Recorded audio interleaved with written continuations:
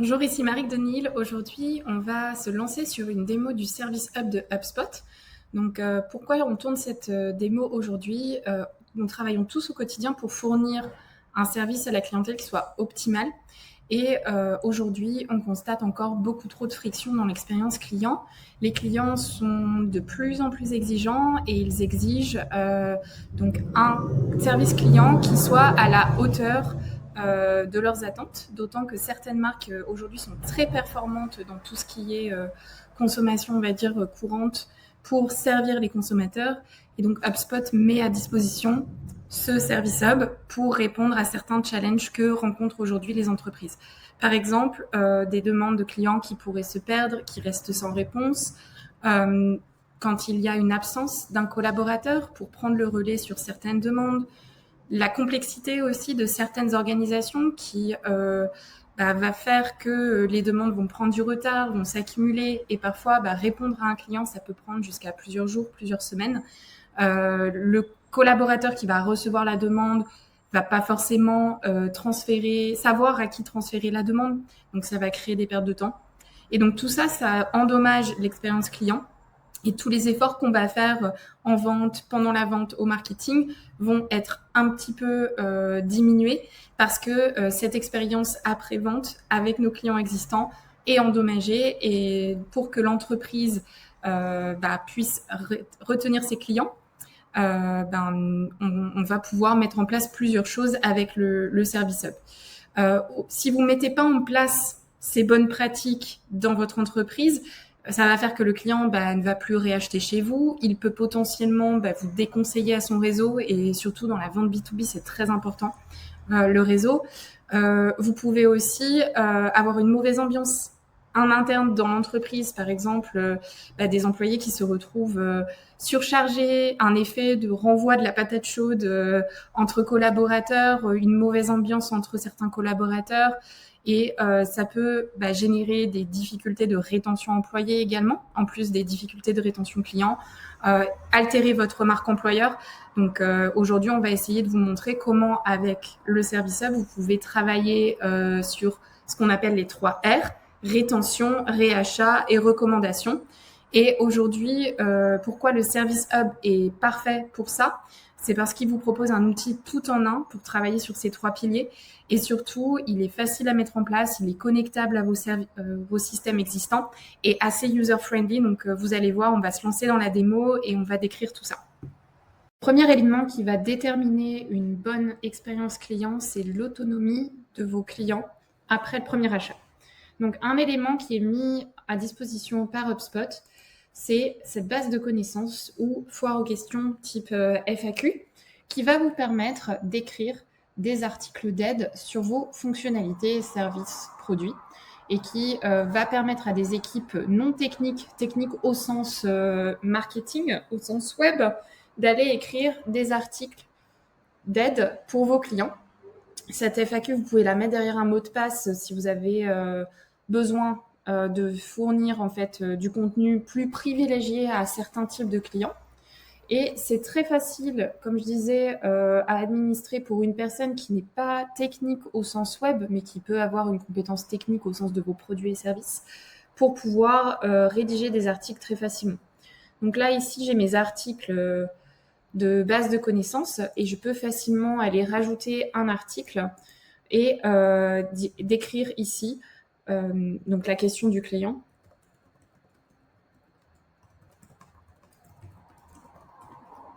Voilà. Ici, vous pouvez écrire voici un article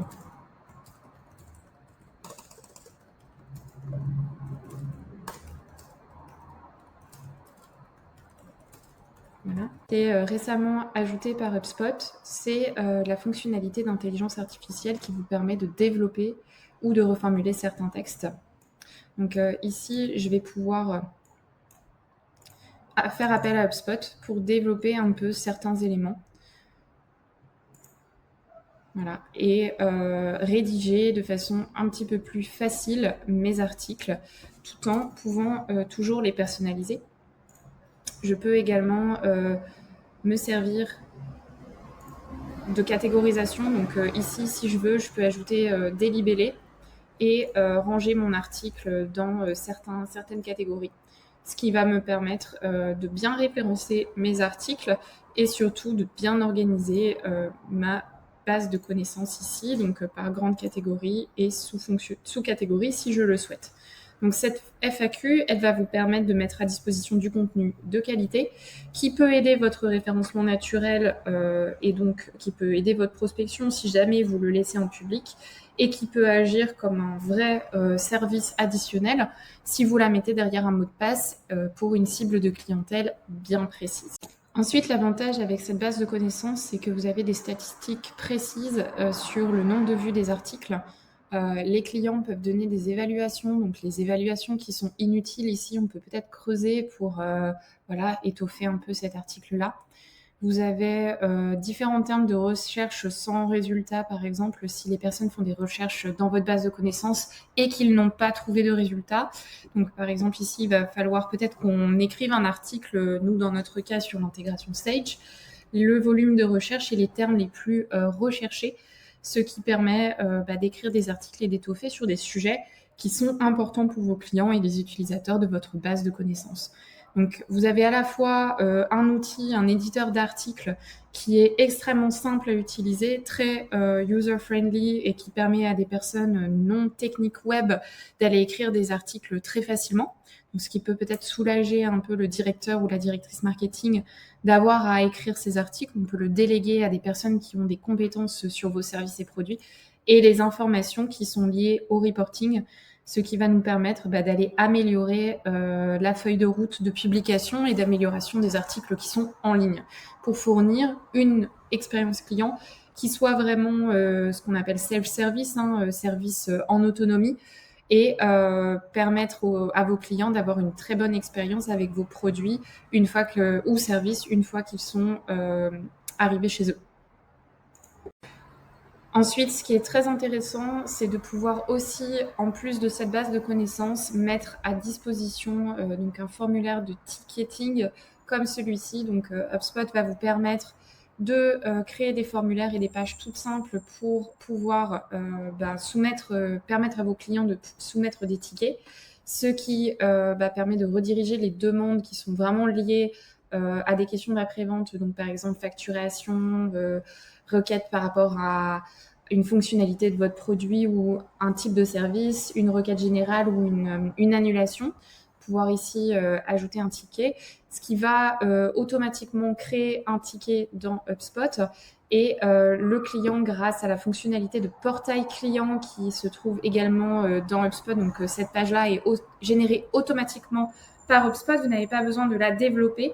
Donc le client, quand il soumet un ticket, il reçoit un accès à son compte et on peut ici il peut consulter tous les tickets qu'il a déjà soumis auprès de votre société. Donc ici, j'ai un vieux ticket qui a déjà été fermé. Ici, j'ai ouvert un nouveau ticket. Ce qui est assez sympa, c'est que ici, je peux rajouter en tant que cliente des détails, ce qui va aller s'ajouter sur mon ticket directement dans HubSpot. Et je vais vous montrer ça tout de suite. Hop. Donc ici, j'ai posté ma réponse en tant que client. Donc si je passe dans mon CRM, le gros avantage, c'est que j'ai la vue sur ma fiche de contact. Je peux consulter les entreprises auxquelles le contact peut être attaché. Si l'équipe commerciale est en discussion avec cette personne, j'aurai des transactions ici sur la droite. Ici, toutes les remarques et les conversations entre mes collègues et cette personne, donc cette cliente, sont consignées. Je peux, si j'ai la fonctionnalité marketing également de HubSpot, voir toutes les pages qui ont été consultées pendant donc la navigation de la personne et voir un petit peu ce qui s'est passé, donc notamment au niveau des différentes intégrations. Donc ici, j'ai intégré HubSpot avec 23 qui est un service de vidéo en ligne. Je peux également intégrer HubSpot avec plein d'autres logiciels comme des logiciels autres CRM, par exemple Salesforce. Et je peux visualiser tous les tickets que vous voyez juste avant sur le portail client. Donc, ce que voit le client, c'était juste avant. Et là, maintenant, c'est au niveau de ce que va voir la personne qui s'occupe du client dans l'entreprise. Et ici, sur le ticket que j'ai ouvert, je peux voir donc que Marik a rajouté ici les détails par rapport à ce qui était vu dans le portail client. Donc, ce que le client ici ajoute va se rajouter sur le ticket. Donc, le client a une vue complète de son ticket dans son portail client. Et moi, en tant que responsable client de la relation client, je peux voir donc les updates sur son ticket. Je peux également consigner toutes les activités que je crée avec ce client, donc les rendez-vous, les emails, les appels. S'il faut consigner aussi des courriers postaux, ça arrive parfois sur la relation après-vente, notamment dans le cadre de la gestion des factures et des relances. Et je peux également donc faire évoluer mon ticket. HubSpot me propose ici donc un pipeline qui va me permettre de voir l'ensemble de mes tickets. Je vous montre ça tout de suite. Donc voilà, ici, si je dézoome, que je sors de mon ticket, je me retrouve ici donc dans mon CRM et ticket avec ce qu'on appelle un pipeline de tickets. Donc tous les tickets qui ont été soumis via le formulaire, via mes chats, via le téléphone. Je peux également créer des tickets manuellement ici. Hein, c'est pas forcément tous les tickets qui sont automatisés. Arrivent dans ce pipeline. Tous ceux qui sont en attente, pris en compte, mais en attente de contact, client, sont dans cette catégorie. Ceux pour lesquels on attend une action de la part de l'interne sont ici. Et on peut avoir tous les tickets qui sont fermés. Je peux glisser les tickets d'une colonne à une autre. Je peux aussi, en tant qu'administratrice, décider de changer le nombre et le nom des colonnes, ce qui fait que mon équipe peut gérer ça de façon efficace et avoir une vue précise sur tous les tickets qui sont ouverts par les clients. On peut également les classer par catégorie, rajouter des étiquettes sur les tickets, rajouter des niveaux de priorité, et c'est assez facile à utiliser. Donc dans HubSpot, c'est très facile pour l'administrateur de créer donc, des formulaires comme je vous le montrais juste avant. Donc l'outil de formulaire, il est très simple à utiliser. Vous avez en fait ici des formulaires en drag and drop, ce qui permet d'ajouter les propriétés de votre base de données, donc ici des propriétés de contact et des propriétés de tickets, et de pouvoir mettre à disposition donc un formulaire très facilement. On peut également créer directement des chats depuis HubSpot, ce qui peut être une autre façon de collecter des tickets, ici dans automatisation et chat flow. HubSpot, alors vous voyez maintenant il y a quelques fonctionnalités d'IA qui nous permettent d'automatiser pas mal de choses avec l'IA. HubSpot va nous permettre de créer donc des chats sur la partie web ou sur des pages Facebook Messenger si vous adressez une cible qui se trouve plutôt sur Facebook. Ici, on peut le relier au centre de support. Je vous montrerai tout à l'heure. C'est un outil vraiment sympa pour centraliser les canaux et surtout centraliser les tickets. Et vous avez l'option en fait de créer sur votre site soit des chats en direct, c'est-à-dire la personne commence à chatter et il y a directement un agent qui lui est attribué, ou alors des bots qui nous permettent d'automatiser certaines questions, ou alors encore des chats hybrides qui permettent de commencer par des questions bien prédéfinies, par exemple collecter le nom, le prénom, l'adresse mail, le téléphone, la nature de la demande, et ensuite passer la main à un agent. Donc, vous pouvez construire votre chat assez facilement pour pouvoir, vous voyez, c'est très visuel. Donc, HubSpot vous donne un exemple. Donc, ici, c'est l'exemple où on collecte d'abord l'email, ça crée un ticket, etc. Mais vous pouvez également ajouter des actions donc, très facilement ici, donc comme poser une question, faire des recherches dans la base de connaissances, ou alors tout simplement passer la main à un agent et vous pouvez bien sûr tester votre bot ici, ce qui permet de se rendre compte de ce que ça peut donner sur votre site web et pouvoir dialoguer d'abord avec un robot, ensuite avec un agent et très très bientôt, puisque c'est encore en bêta pour l'instant, pouvoir automatiser certains types de réponses grâce à l'intelligence artificielle. Donc très simple à utiliser, très simple à construire et surtout facile à comprendre pour des personnes non techniques et très user-friendly.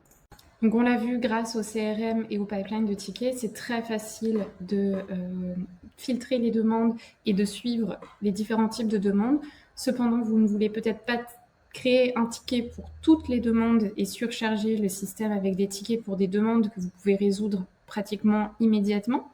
Donc, HubSpot a créé ici son centre de support.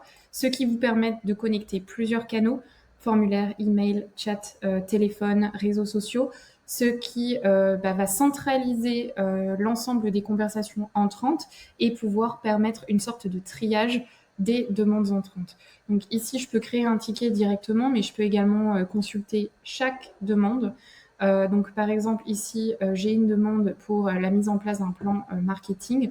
Ce qui est intéressant, c'est que je peux directement accéder aux outils de productivité HubSpot, comme la possibilité de partager mon lien de rendez-vous si j'ai besoin de creuser avec la personne et de donner accès à mon calendrier, d'insérer différents blocs de texte. Donc par exemple, si j'ai des questions qui reviennent très souvent, je peux avoir ici donc des petits blocs de texte sur des procédures rapides, ou alors je peux directement aller insérer des documents que j'aurai enregistrés dans HubSpot ou des modèles pour pouvoir répondre rapidement à des questions qui sont récurrentes.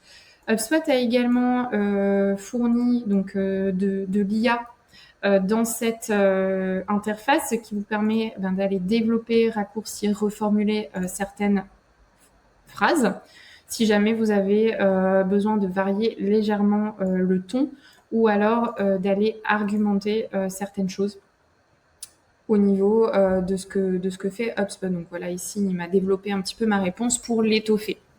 Ce qui est intéressant, c'est que je peux donc ici agir sur un ticket qui aurait éventuellement été créer et aller le fermer directement depuis mon centre de support. Je peux également aller directement sur la fiche de contact pour mentionner mes collègues et retrouver ici donc les transactions et les informations sur l'entreprise. Donc ce centre de support, il est intéressant parce qu'il va vous permettre de centraliser tous les canaux entrants et on va pouvoir mettre en place des règles d'attribution sur la base de la disponibilité des personnes et également sur la base de leurs compétences, qui va permettre donc de centraliser toutes les demandes en fonction de la disponibilité des équipes, mais également de ce que les équipes savent faire et les questions auxquelles elles vont savoir répondre. Je vous montre ça tout de suite. Donc pour chaque utilisateur ajouté au service Hub, ajouté à HubSpot, je vais pouvoir configurer donc, des heures de travail pour pouvoir les assigner donc, dans le centre de support que vous avez vu. Donc je vais pouvoir les déterminer comme disponibles, comme absents, modifier leurs heures. Et je peux également donc, les assigner sur des compétences linguistiques. Donc par exemple ici, Aisling est irlandaise. Donc ça lui permet d'avoir une langue principale maîtrisée en anglais et une langue secondaire en français. Également, elle a des compétences donc métiers autour de la formation, HubSpot CRM, des intégrations, ce qui me permet, en fonction des catégories en fait de tickets, si par exemple je fais choisir à mon client donc le sujet sur lequel il va soumettre son ticket, de pouvoir aller prioritairement assigner Aisling en automatique sur les compétences qui sont les siennes en termes linguistiques, mais aussi en termes métiers.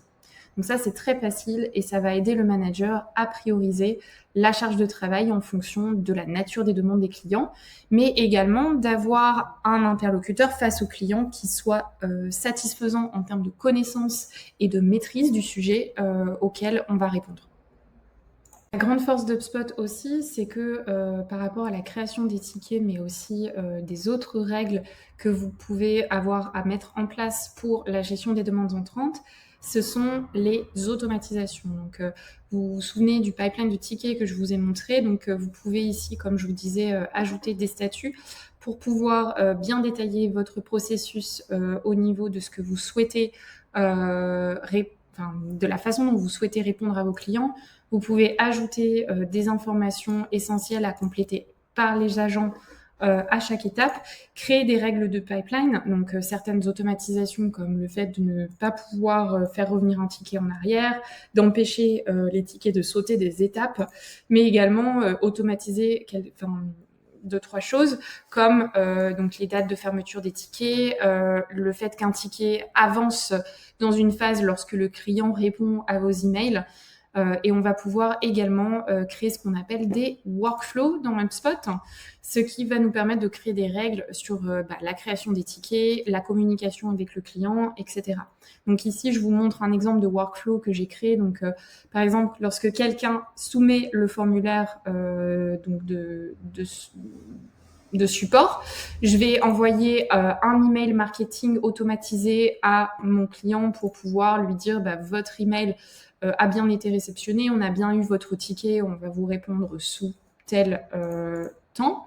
Je peux également intégrer HubSpot avec différentes choses. Donc, je peux envoyer ici des SMS, mais je pourrais donc des SMS aux clients grâce à l'intégration Sakari. Mais je peux également, grâce aux intégrations Slack et Microsoft, envoyer donc des chats sur des canaux bien spécifiques au niveau donc de la gestion interne de l'entreprise.